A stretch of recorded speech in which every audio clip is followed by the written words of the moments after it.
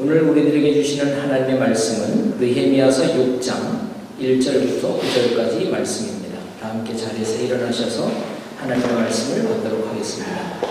산발랏과 도비아와 아라비아 사람 게셈과 그 나머지 우리의 원수들이 내가 성벽을 건축하여 허물어진 틈을 남기지 아니하였다 함을 들었는데 그때는 내가 아직 성문에 문짝을 달지 못한 때였더라.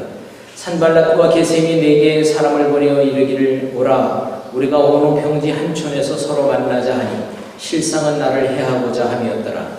내가 곧 그들에게 사자들을 보내어 이르기를 내가 이제 큰 역사를 하니 내려가지 못하겠노라.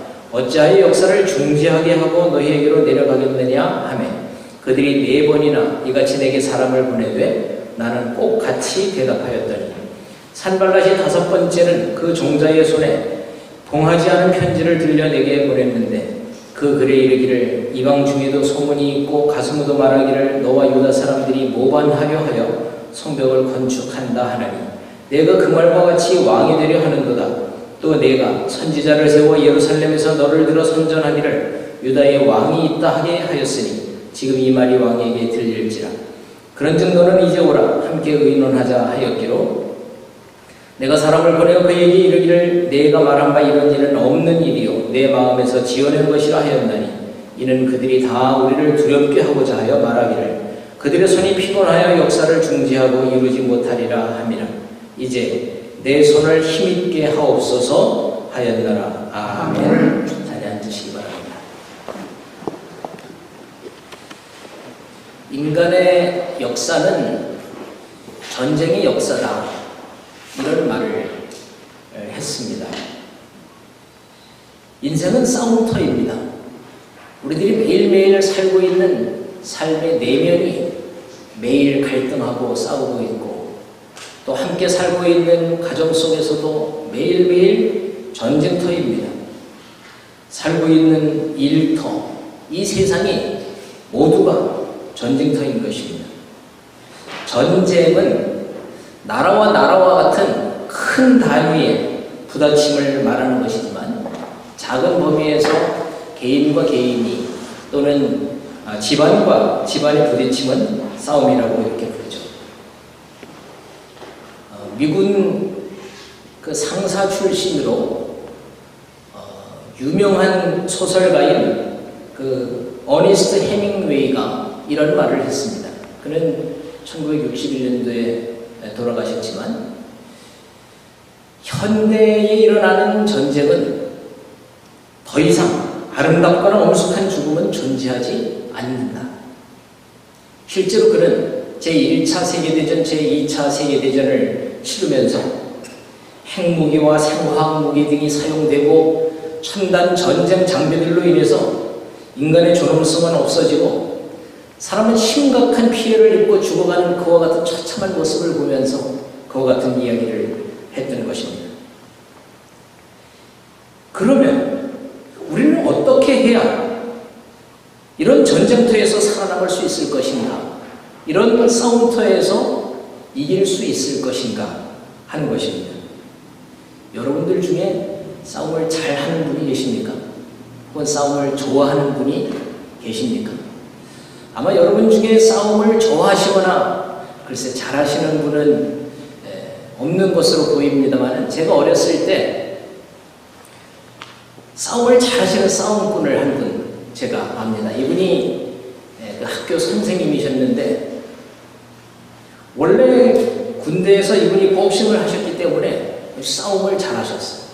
그래서 선생님이지만 술을 드시고 제가 살고 있던 그 동네가 광산촌이었기 때문에 이 깡패들이 많았습니다. 동네 깡패들이. 그래서 외지에서 누가 오면 꼭 싸움을 걸어서는 그 사람을 혼내고는 이렇게 했기 때문에 이 깡패들을 다 피하곤 하는데 이 학교 선생님이신 이분이 하루 저녁은 술을 드시고는 나보다 동네 깡패들과 붙어서 다 제압을 해버렸어요.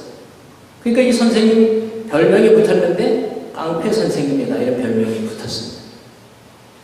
저희 부모님께서 이제 저를 보시고 너무 유약하게 키워서는 안 되겠다 이런 생각에 이 깡패 선생님을 제 개인 가정교사 근데 공부를 가르치는 것이 아니라 싸움을 가르치는 운동 그 교사로 이렇게 그분을 하여를 해서 일주일에 2번씩 저희 집에 이분이 오셔서, 그 당시에는 당수라고 그랬어요. 태권도를 당수라고 했는데 이걸 매일 가르쳤어요. 그럼 이분이 군기를 잡는데 저에게 도복을 입히고, 그 저희 집이 이렇게 담이 있는데 담에 나무로 되어 있기 때문에 중간중간 이렇게 보이지 않습니까? 그럼 그곳에서 소리를 지르게 합니다. 기합이라고 그러죠.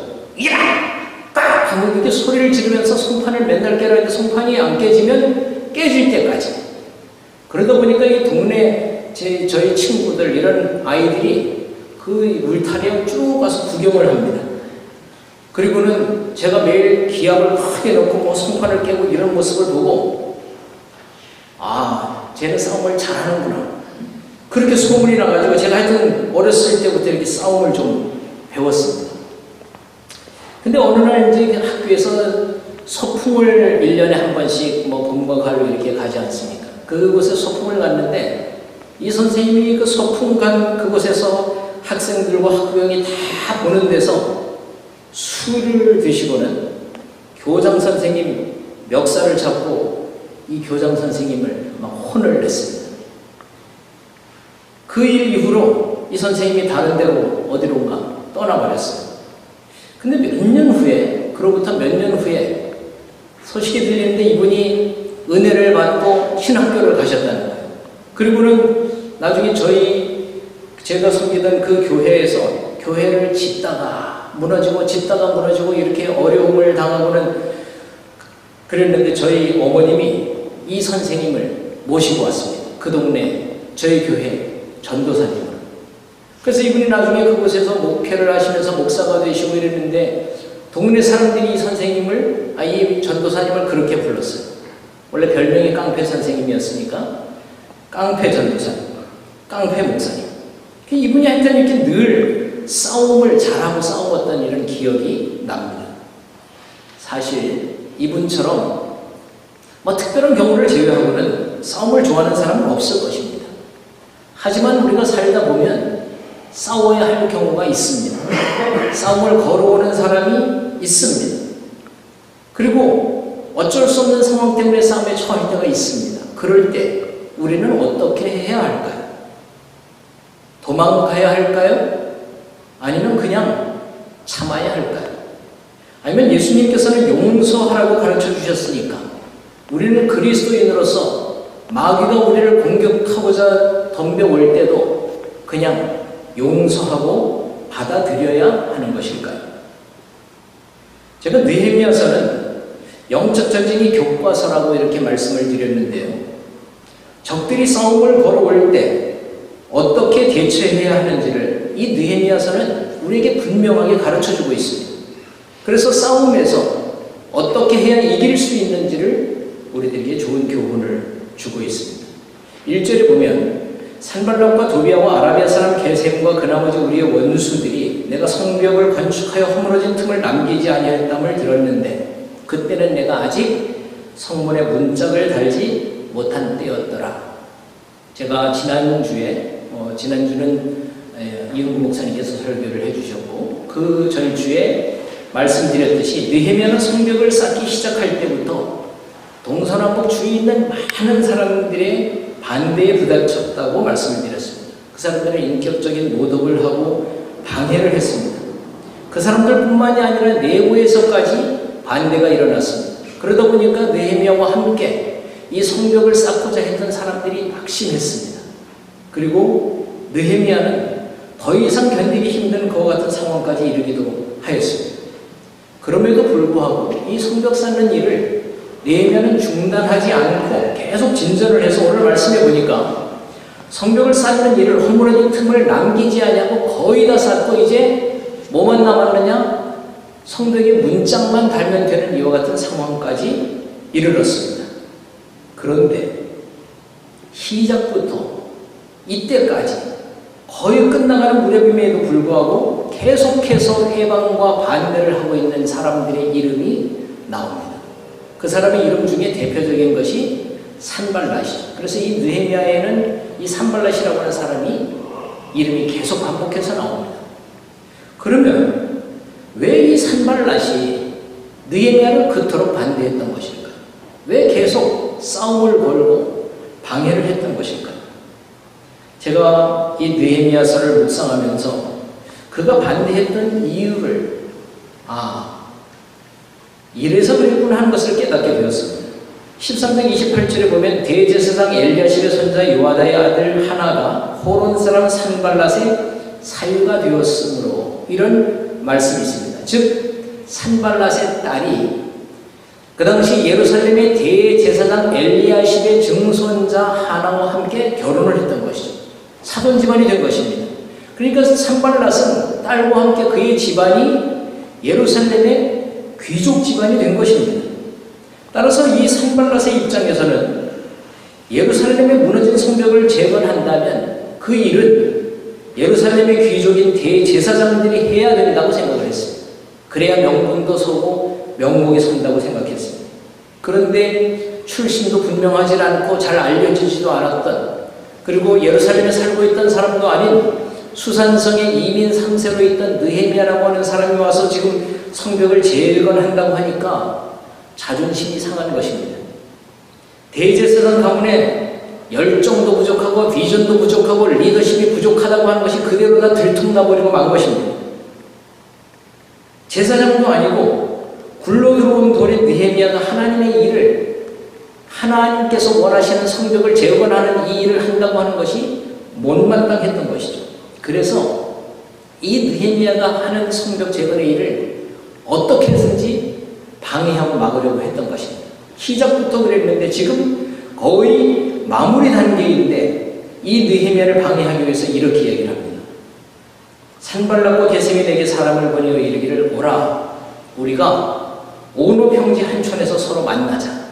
이렇게 해놓고는 실상은 해하고자 이 느헤미야를 붙들어 가두고 혹은 죽이고 이렇게 하기 위해서 오노 평지에서 만나자 이렇게 편지를 보냈던 것입니다. 오노 평지라고 하는 것은 예루살렘 북서쪽에 약 30km 지점에 떨어진 곳인데요. 이곳에서 만나자고 하는 것입니다. 그런데 만약 느헤미야가 이 오노 평지로 산발랏을 만나기 위해서 가면 세 가지를 내려놓아야 합니다. 첫 번째는 지금까지 하던 성벽 세우는 일을 중단해야 합니다. 둘째는 지금까지 함께 했던 형제들과 헤어져야 합니다. 셋째는 지금까지 이 사역을 했던 예루살렘을 떠나야 합니다. 이렇게 볼 때 지금 산발랏이 오노 평지에서 만나자고 하는 것은 세 가지를 요구하는 것이죠. 지금 하고 있는 일을 중단해라. 그리고 함께 일을 하던 사람들과 헤어져라. 또 한 가지는 예루살렘을 떠나라. 이것이 저는 오노 전략이라고 이렇게 부르는데요. 이 오노 전략은 오늘날 우리 그리스도인들을 향한 사탄의 전략과 기가 막히게 일치합니다. 사단은 하나님의 일을 하고자 하는 우리에게 늘 세 가지를 요구합니다. 하던 일을 중지해라. 형제들과 헤어져라. 하나님의 교회를 떠나라. 느헤미야는 이 오노 평지에서 만나자고 하는 이 산발랏에게 편지를 씁니다. 내가 곧 그들에게 사자들을 보내어 이르기를 내가 이제 큰 역사를 하니 내려가지 못하겠노라. 어찌하여 역사를 중지하게 하고 너희에게로 내려가겠느냐 하면, 한마디로 오노에서 만나자고 하는데 이렇게 얘기하는 것이죠. 너 나는 못 가겠다. 나는 가지 않겠다.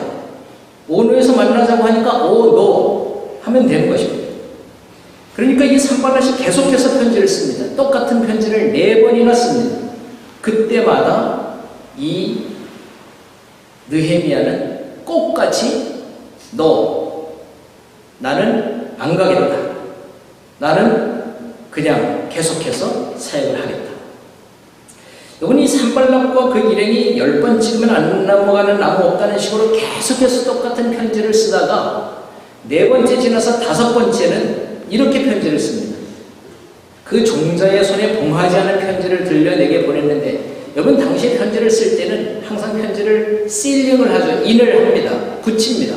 근데 지금 봉하지 않은 편지를 썼다는 것은 오픈했다는 거예요. 오늘날 여러분들이 블로그를 하든지 무슨 페이스북이나 이런 걸 할 때 보면 오픈하는 게 있고 본인이 이렇게 감출 수도 있고 하지 않습니까? 근데 오픈한 거예요.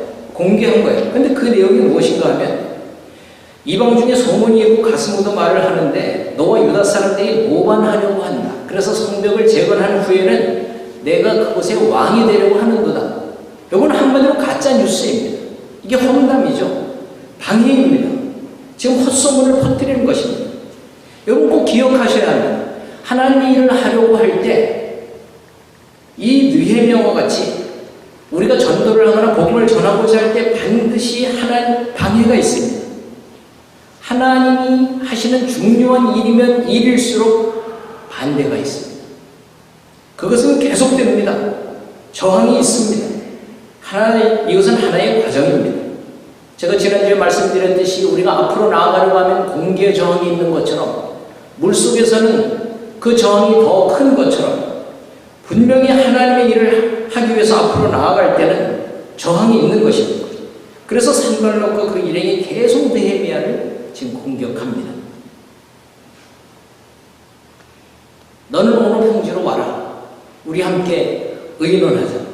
그때마다 느헤미야는 확실하고 확고하게 대답을 합니다. 느헤미야의 반응은 간단합니다. 그것은 사실이 아니다. 나는 가지 않겠다. 여러분 우리는 사탄의 전략 앞에 노라고 얘기할 수 있어야 합니다. 분별해야 합니다. 그리고 나는 가지 않겠다. 나는 떠나지 않겠다. 그런데 우리는 느헤미야가 했던 말과 그의 마음가짐에 주목할 필요가 있습니다. 왜냐하면 3절에 보면 느헤미야는 이렇게 이야기를 합니다. 어찌하여 역사를 중지하게 하고 너희에게로 내려가겠느냐. 9절에도 보니까 그들의 손이 피곤하여 역사를 중지하고 이루지 못하리라 함이라. 이 말은 무엇입니까? 느헤미야가 가졌던 마음과 결심을 나타내는 단어가 나오는데 중지하지 않겠다는 것입니다. 무너진 성벽을 재건하는 일, 하나님이 원하시는 일, 하나님이 맡기신 일을 나는 중단할 수 없다는 것입니다. 그 모든 모함과 거짓된 소문과 방해에도 불구하고 중단해서는 안 된다고 노라고 선언하는 것입니다. 포기하지 않겠다는 것입니다. 앞으로 나아가겠다는 것이죠.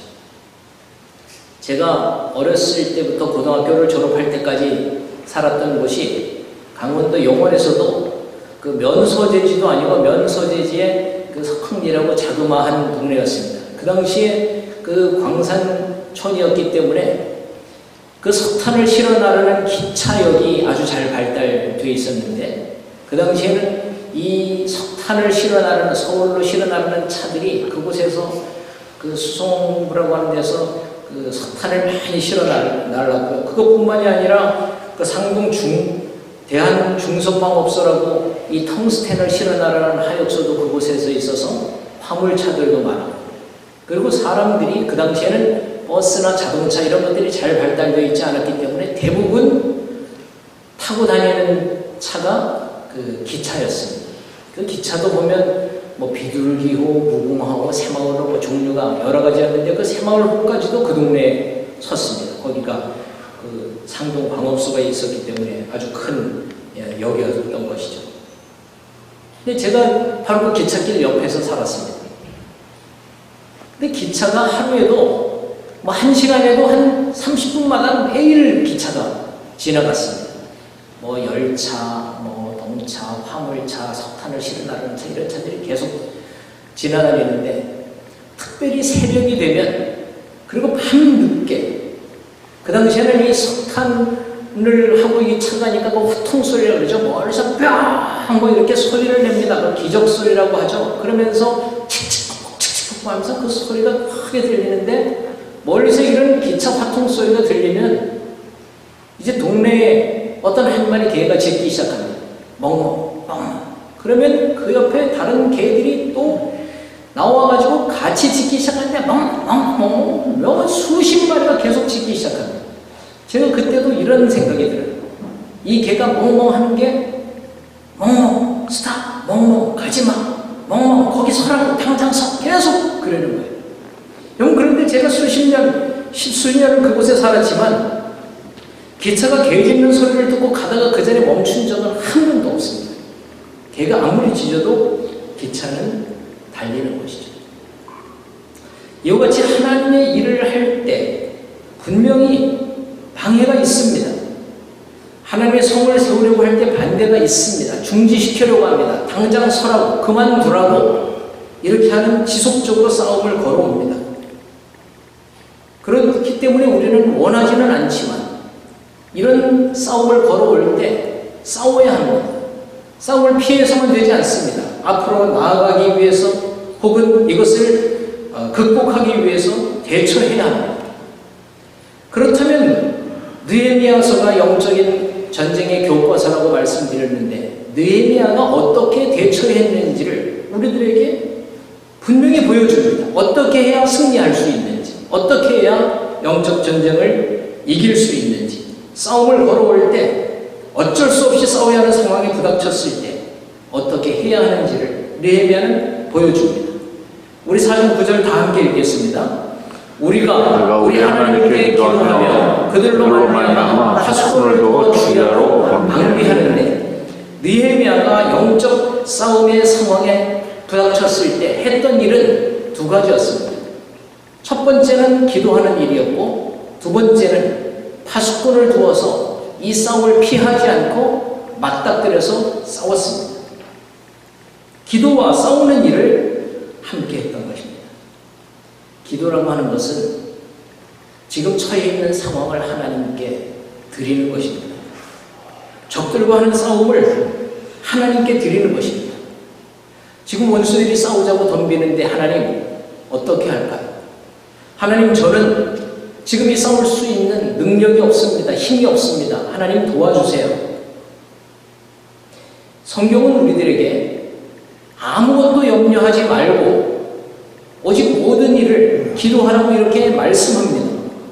사실 좀 비현실적이고 비논리적인 것처럼 들립니다.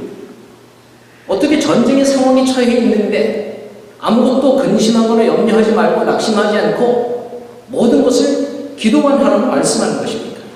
그것도 아무것도 염려하지 마는 것뿐만이 아니라 화내지 말고 불평하지 말고 짜증내지 말고 원망하지 말고 감사함으로 모든 것을 하나님께 아뢰라고 성경은 우리들에게 그렇게 말씀합니다. 정말로 그 방법이 싸움터에서 도움이 될까요? 정말로 원수가 우리에게 싸우자 마귀가 덤벼들 때 아무것도 염려하지 말고 않고 감사함으로 기도만 한다고 모든 것이 해결될까요? 네. 하나님께서 살아 계시다면 분명히 도움이 됩니다. 하나님이 분명히 존재하시는 분이기 때문에 우리를 사랑하시는 분이기 때문에 이 기도는 능력이 있습니다. 그래서 성경이 말하는 싸우는 데 있어서 이기는 방법은 첫 번째로 기도인 것입니다. 그래서 느헤미야는 각종 반대와 방해와 위협과 싸움에 처했을 때 기도했습니다. 제가 이 느헤미야서를 묵상하면서 이 느헤미야는 각종 비방과 염려와 반대와 싸움 이런 상태에 수없이 처했는데 한 번도 마음의 평정을 잃은 적이 없습니다. 흔들리거나 불평함으로 하던 일을 중단하지도 않았습니다. 어떻게 그것이 가능했던 것일까요? 그것이 바로 하나님의 약속이기 때문입니다. 하나님께서 기도하는 자들에게 주시는 선물이기 때문입니다. 모든 일에 뛰어난 하나님의 평강이 모든 지각에 뛰어난 모든 것을 아시는 하나님께서 너희들의 마음과 생각을 지키시리라 약속하셨기 때문입니다. 그래서 하나님께서는 기도하는 자에게 평강을 주십니다. 그래서 이것이 영적 싸움에 대처하는 방법입니다. 기도해야 마음의 평정을 잃지 않고 분별할 수가 있습니다. 기도해야 이길 수 있습니다. 사도 바울 역시 복음을 전하면서 수없는 조롱과 반대와 위험에 부딪혔습니다.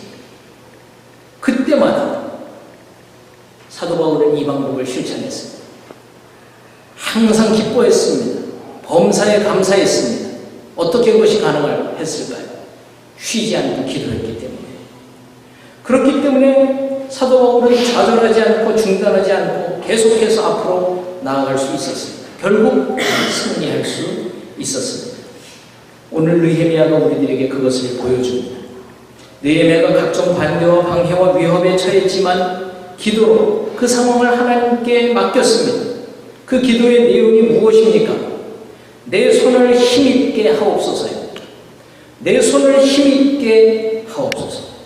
주님, 그들이 우리를 두렵게 합니다. 내 손이 약해집니다. 내가 피곤합니다. 역사가 중단되려고 합니다. 하나님, 내 손을 힘있게 하옵소서. 출애굽기 17장에 보면 이스라엘과 아말렉 군대와의 싸움이 벌어집니다. 여호수아는 이스라엘 군사들을 이끌고 아말렉 군대와 싸우러 갑니다. 모세는 산 꼭대기에 올라가서 손을 들고 기도합니다. 모세의 손에 힘이 없어져서 손이 내려오면 그러면 이스라엘 군대가 집니다. 근데 아론과 훌이 도움을 받고 손에 힘이 생겨서 손을 들고 기도하면 이스라엘 군대가 이깁니다. 결국 이스라엘과 아말렉과의 전쟁에서 승패가 이기고 지는 것이 결정되는 그 장소는 어디였습니까?